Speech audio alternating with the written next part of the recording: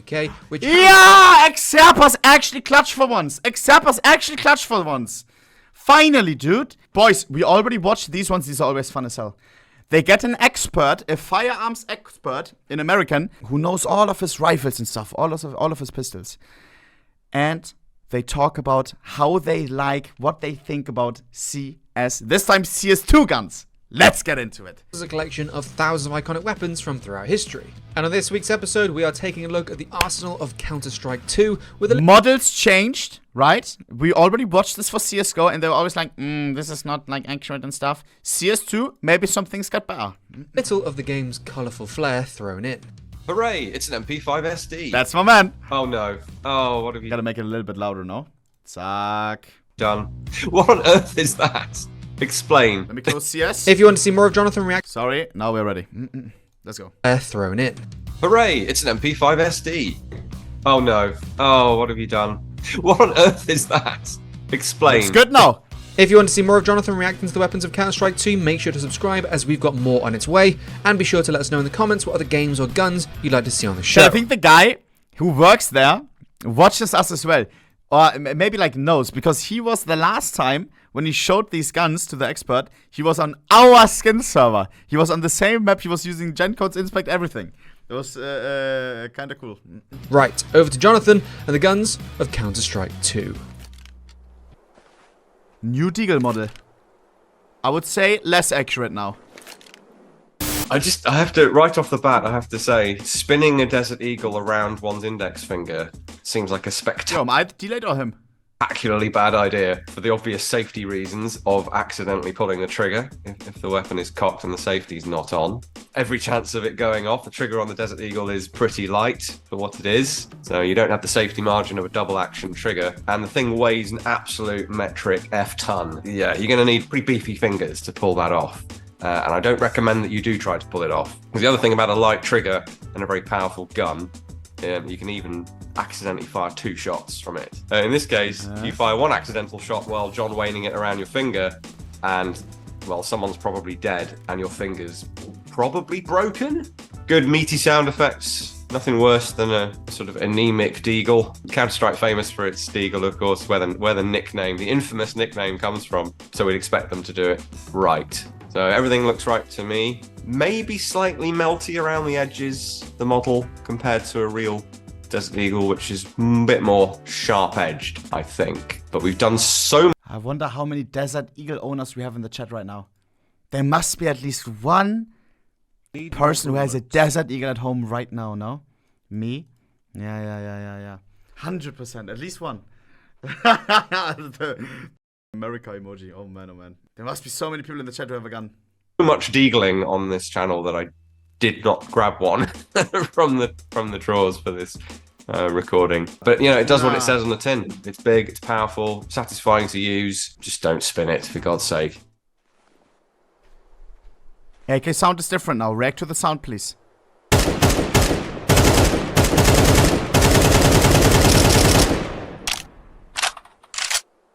Okay, straight into the AK, so-called AK-47, which is not an AK-47. Check out our loadout episode. I've also done one on our Royal Armouries channel about this thorny issue of nomenclature. Long story short, it doesn't apply to this. This is an AKM, the modernised AK introduced in 1959. I think it's a good one too. AKMN to be precise. No, it's a bad one. It's One default. of the things they added that you can see there is shooting through smoke will leave like a hole in the smoke as the round disturbs it. As it That fires is through. interesting. Yeah, the particulate stuff is normally, well, it's almost like a layer, isn't it? It doesn't, like a layer in Photoshop or something. It doesn't kind of affect what's in front or behind it. That's really cool. There's a lot of fidelity here. So the model is good, textures are good. Obviously, all the technical stuff like the lighting and things is much improved. Little details like that. The muzzle flash looks good. They've gone out and recorded real gunshots. Why do you keep yeeting the gun into the distance? Oh, Sky pattern! Yeah! Oh my god! I'm telling you, this guy knows! He even knows how to like look and get. Oh, you don't like the case hardened AK? 9. Yeah, it kind of is. It does look like case hardening, doesn't it? How is it described in the game? That's the name of this skin. Oh, is it? Case Oh, hardened, yeah.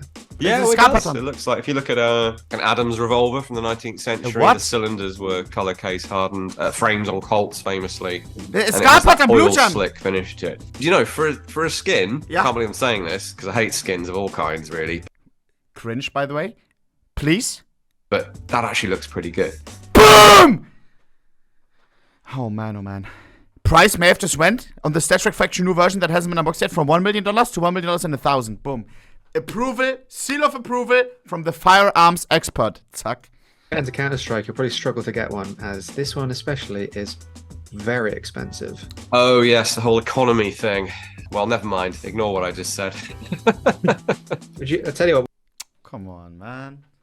That doesn't change the fact that the skin looks nice. Come on, man. would you like to guess how much this one is at the minute?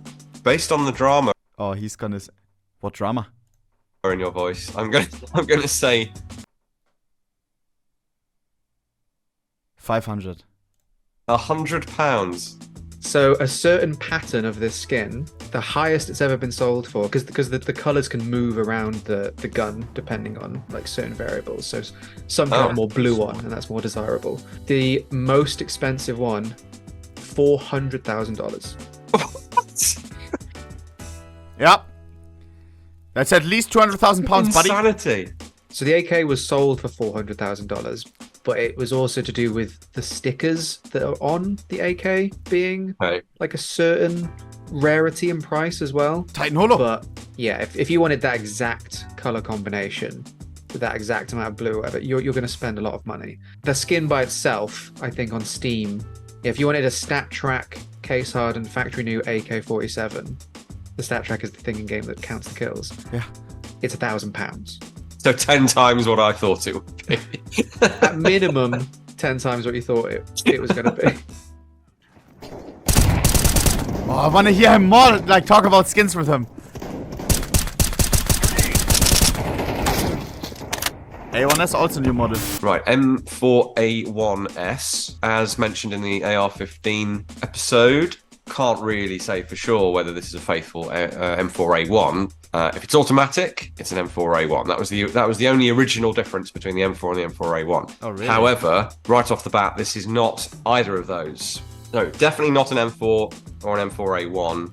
It does have an M4 barrel. It could be an M4 lower, except it doesn't have that pinhole in it. I haven't seen any markings on the side as to whether those are replicated from an M4 or not. That would change the picture potentially. But what this appears to be... Chad, I think the one skin where I prefer the new model, I hate it on the Deagle. I hate the bulky Deagle. I think I like the new M41S model.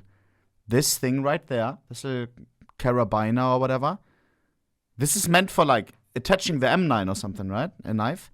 I prefer this model. I like this little feature.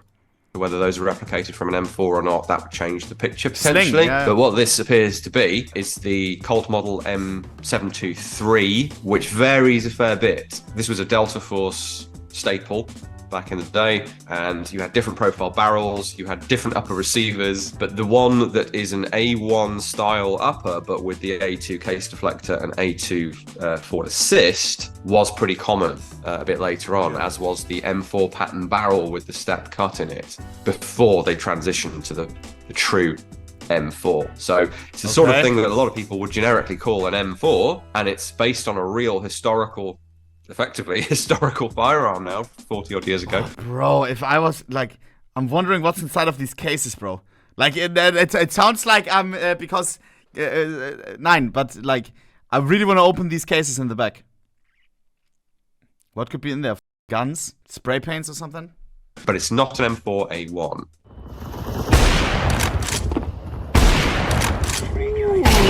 All right, simple. This is, of course, the iconic AWP, as it's always been known in Counter-Strike. It's a pretty iconic rifle in real life and in video games, and Counter-Strike, of course, is known for it. Now, the only place I think I've encountered AWP, other than maybe an issue of Jane's infantry weapons, is the Counter-Strike games, because they went with, that's just the variant they went with, and it became iconic like Deagle did. You know, AWP, or Arctic Warfare Police is what it actually was originally. I don't think AI have offered an AWP for a very long time, but it's meant to be just an Arctic Warfare configured for Even Valorant. And chat, like, I thought about this recently again. How much Valorant actually, like, took. The RVP in Valorant is called Operator. Operator. Think about it. Anti-cheat. Valve anti-cheat. VAC. In Valorant? Valorant anti... No, wait, what was it? There was another connection. Valorant anti-cheat. VAC. Think about it. Vanguard. Exactly. Vanguard. VAC. Vang. You see it? Va. They're like, va. I'm telling you, bro. Closer range, because as a police marksman, you really are going to be shooting out to maybe only 100 meters at the most, just with a great deal of precision to try and minimize injury and death to... They stole 70% of the whole word of the anti-cheat that we have. Bruder, shameless. People who don't want injuring or killing. The use of the AI in this, Accuracy International, not artificial intelligence, in this game tends to be at what would in real life be 100 meters maybe, usually a lot closer, often fired from the hip. So, I don't know, it then becomes more of a sort of glorified shotgun with no spread, but it's got to be in the game. This whole game was built around this, you know, security forces versus terrorists thing, and you need a marksman rifle, and this has done the series proud. I'm not at all surprised to see it here.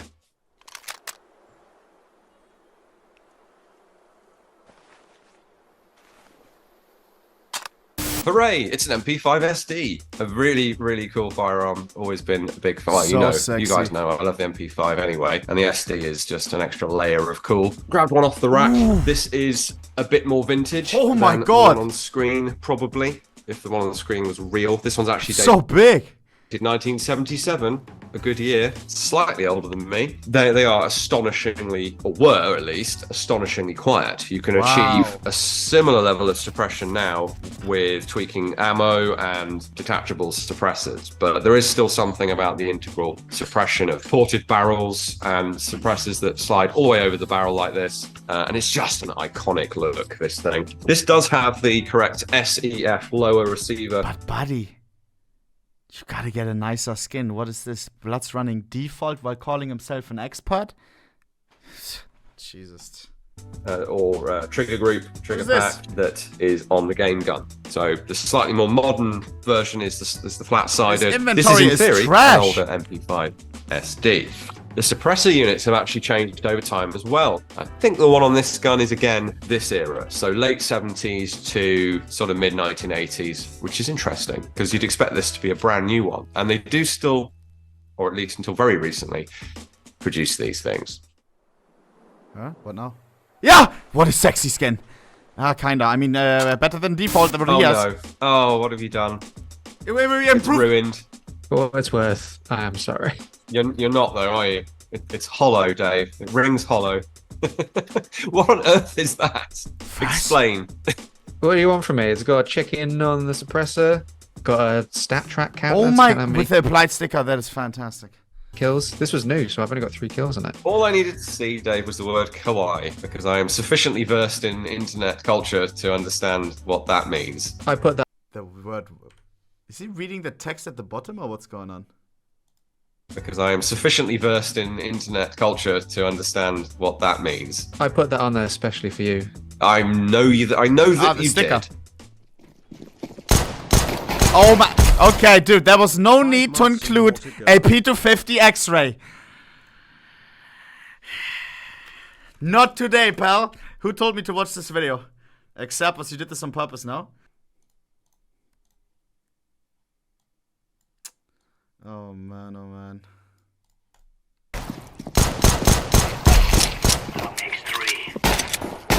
Right, P250. You might look at this and go, P250? That's made up. It's not. It's just a bit less well known. So the P320, which we do have, we have the more modern, up-to-date model. This is the missing link, if you like, between that and the P226. This is that with a polymer frame and a modular trigger group that can be replaced, made hammerless. They then made this gun striker fired, which is why the P320 has that weird block blanking plate on the back of the slide. They've effectively converted a hammer fired gun into a hammerless gun into a striker fired gun. There's a lot more to it than that. I don't want to denigrate the work. Bruder. gun into a striker-fired gun. There's a lot more His gloves are perfect with that P250. to it than that. I don't want to denigrate the work of the That's a SIG, nice combo. engineers, but the DNA of the SIG P200 series is very much in the 320. This isn't the 320, this is the 250. So that came out in the mid-2000s. I don't believe it's still available. I think it's in this because it was in prior games. Interesting skin, I'll say that. X-ray. Yeah. Faux green and black X-ray look to it. Old-fashioned X-ray at least. These days they tend to be grey, not green. And you can see the magazine spring, the follower, the round, the guide rod and recoil spring, bits of the working parts. Yeah, it's a fun idea for a skin. I'd actually like to see that done on a real firearm. Wouldn't necessarily want to own it or collect it, but I'd like to see it done. So it's something new and different. But I suppose when you have a whole economy based on skins, you're going to do some interesting stuff. That's a win.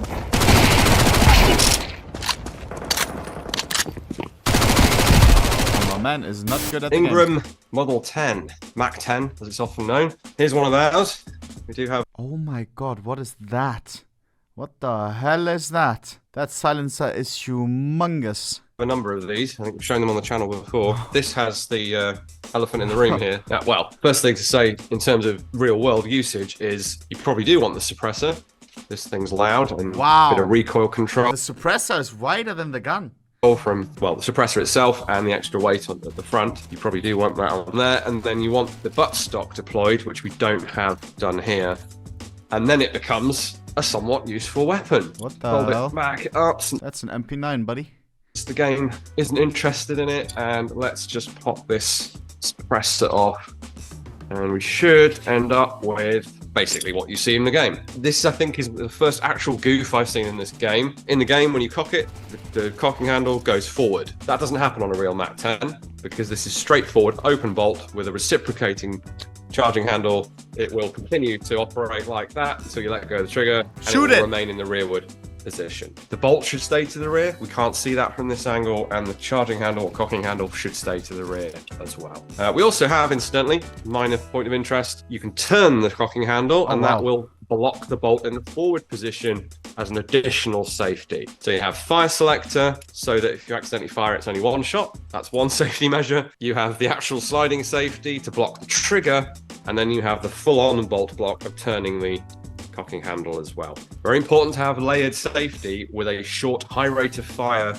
weapon like this that is very easy to accidentally operate. It does not, however, fire when dropped down stairs. Points for those of you who pick up that rather dated reference. Wait, what? Ooh, auto sniper. Noob tube. Why is it so loud? Not seeing anything wrong per se with this. Looks good. It's a staple of the series, of course. The G3 SG1 is in fact a G3 FS, retaining its automatic fire capability. This oh my the god. SEF, which is German for safe, semi and auto, and a reasonable What did you say? EF, which is German for safe, semi and auto, and a reasonable power scope. Now that's changed throughout the life of the rifle. This 70s vintage rifle has a Zeiss 1.5 to 6 power variable, which is actually quite funny. This is a sniper scope, a telescopic sight of the day, but it somewhat replicates, or modern tactical optics replicate how this bro, I see what people, even RL, it looks like it's a noob gun. What the f is he doing? works. So this is one of the first low power variable optics, making perfect sense for a police marksman's rifle.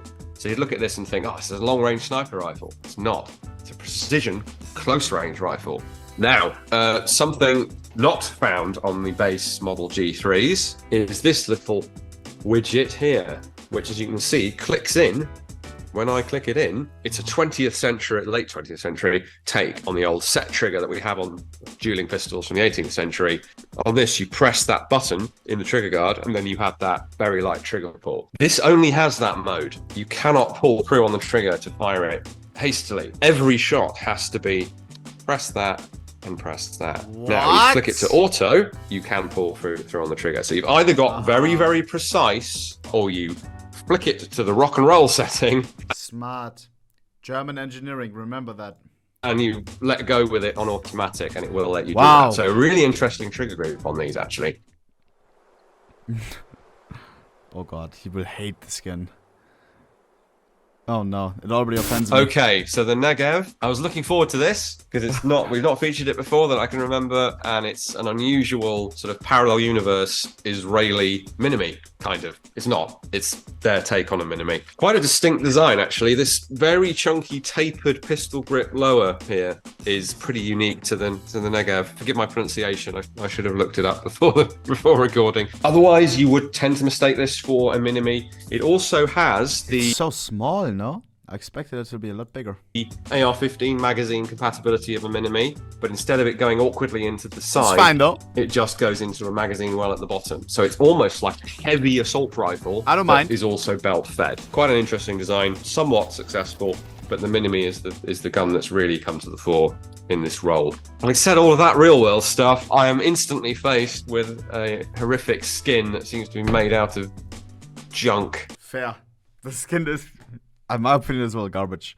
Drop Me is the name of the skin, and I would. Oh, the sound, yeah, chat. I always wondered, it sounds like it's like suppressed, no? Like it has a suppressor on. I'm really surprised nobody says to this.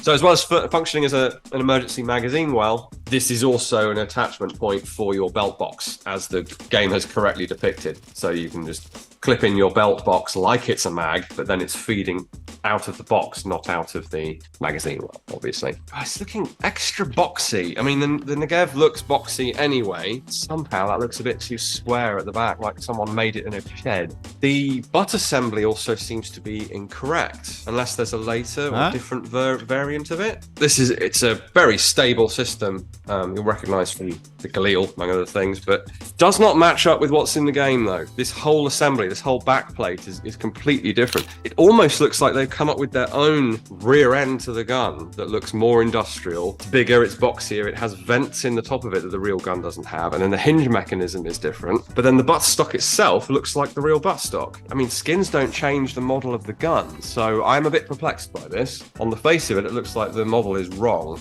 in a couple of important ways. Sound? No. Didn't react to it.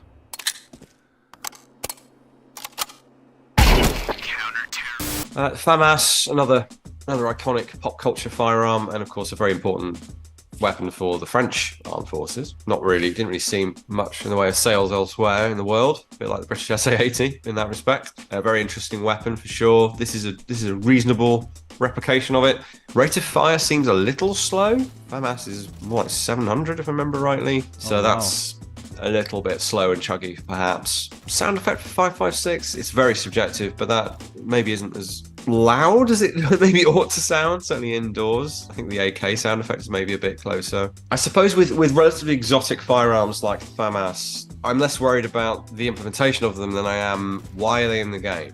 So unless your counter-terrorist force is French, they're not going to have access to the Famas. Of course, we have to suspend disbelief on that. We want to have a variety of weapons in the game. I'd probably prefer a roster of weapons that would be accessible to the unit that you're representing. But, yeah. Holy nerds. Doolies. Oh, I hate the new models. I have equipped myself with twin two-tone Berettas in Counter-Strike style, albeit not like these. These are just 92s. The old Counter-Strike Beretta was the 92G Elite, which has the Brigadier style, or a version of the Brigadier style swollen slide, which these don't have. Neither do the guns in CS2, though, so that's fine. These differ from what I'm holding, which is old school Beretta 92 FS, squared off trigger guard for that obsolete finger on the trigger guard grip that is what that was for, but not the accessory rail on the dust cover or that weird stepped enlarged front to the trigger guard, which we have here. So these are quite modernized. They're not the very latest Beretta 92 iteration, but they are sort of 2010s accurate. That's a good effort at the dual wield reload. Often it's just off camera magically reloaded. We actually see them fudging in the mags. I think that's just about doable. Just about. You can sort of grasp the magazine with finger and thumb, bring it up and shove it in. Lots of practice and a bit of luck. It might work. Of course, what we don't see with the dual wheels, you would really want the controls mirrored, ideally, so that you can release the magazine on the left-hand gun and ideally close the slide on the left-hand gun. But that takes some significant modification. And actually, the Beretta probably isn't capable of that because it has the trigger bar on the outside of the gun. And you can't really, well, I don't know. Probably you can't, you'd have to do some serious surgery to the gun to swap the slide release from the left. You're right. Shoot it. No. Alright guys, thank you for watching as always. No. Those were some guns from Counter-Strike 2. Real bit of video gaming history, of course. I want to see him react to skins. Hope you enjoyed that. Please do check out our Royal Armoury's YouTube channel, social media channels. Visit us if you can at one of our 3 museums. And if you'd like to, we do have a way to donate on the website as well. But we'll see you again here next week. Nice video, bro. How was that only? That was 20 minutes? That was quick. Hey, if you enjoy something, the time goes by quickly. That was very enjoyable. Leave my man some love. Go visit the museum, shoot some guns. You already know.